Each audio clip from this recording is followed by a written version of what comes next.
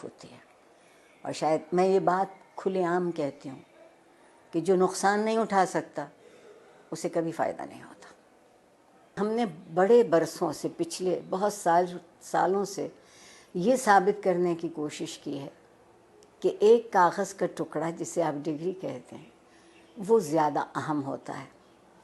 اور اس کے لیے ہم نے نصاب تعلیم کو بھی، آپ دیکھیں نا، اگر مجھے انگریزی کا لفظ بولنے کی اجازت دیں، ملٹیپل چوائسز، کوئز، نہیں، یہ ہم طوطے تو نہیں پڑھاتے نا، ہم حساس ذہین انسانوں کو پڑھاتے ہیں اور ان کے حس اور ان کی ذہن سے کام نہیں لیتے.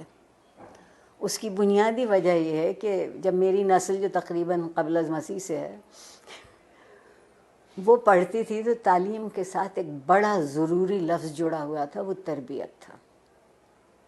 اب ہم نے تعلیم کے ساتھ تربیت کو شامل نہیں کیا ہے. کہیں آپ یہ دو لفظ لکھا نہیں دیکھتے. پھر ایک اور کمال کیا ہمارے ہاں جنرل ضیاء الحق صاحب نے، جنہیں میں اپنا محبوب بھی کہتی ہوں، کہ انہوں نے ہم سے مکالمہ چھین لیا، سوال کرنے کی اجازت نہیں رہی. تو جو معاشرہ سوال کرنا بھول جاتا ہے وہ جواب کیسے ڈھونڈے گا؟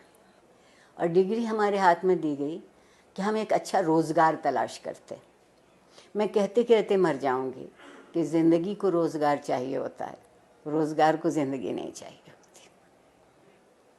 ہم کندھوں کا بوجھ بڑھا رہے ہیں، ہم ذہن کو وسیع نہیں کر رہے، کشادہ نہیں کر رہے. استاد کو اجازت نہیں ہے کہ جو کتاب اس کے ہاتھ میں ہے اس کے علاوہ وہ کچھ کہہ سکے کہ کہیں اور سے پڑھا ہو. ٹھیک. پھر جو آپ کے یہاں مذہب کی دخل در اندازی ہوئی، زندگی کے سارے خواب 70 حوروں سے منسوب ہو گئے.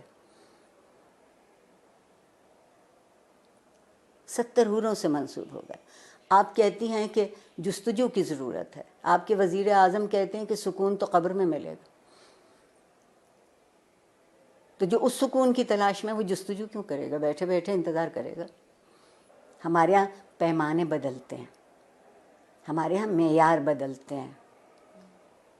اور جس معاشرے میں انصاف نہیں ہوتا وقت کی مصلحت ہوتی ہے، اور جس معاشرے میں ہر کوئی ریاست کا شہری نہیں ہوتا اور اس کے حق برابر نہیں ہوتے کیونکہ اس کا رنگ یا اس کی نسل یا اس کا عقیدہ یا اس کی زبان ہم سے الگ ہے، تو آپ بتائیے وہاں لوگ ڈھنگ کی زندگی کیسے گزاریں گے؟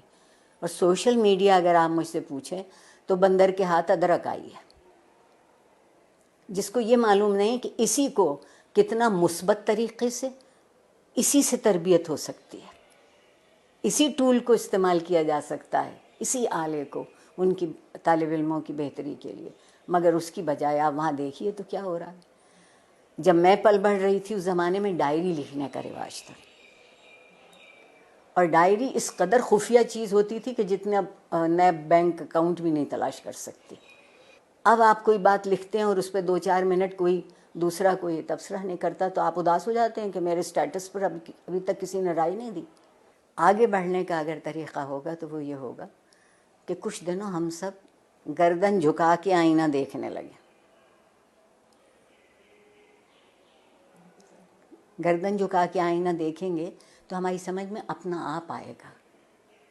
میں اگر اپنے آپ کو پہچان لوں، مجھے معلوم ہو جائے کہ یہ میرے مثبت صورتحال ہے، یہ منفی ہے، آئیے مثبت کو بڑھا لیتے ہیں، منفی کو چھوڑ دیتے ہیں.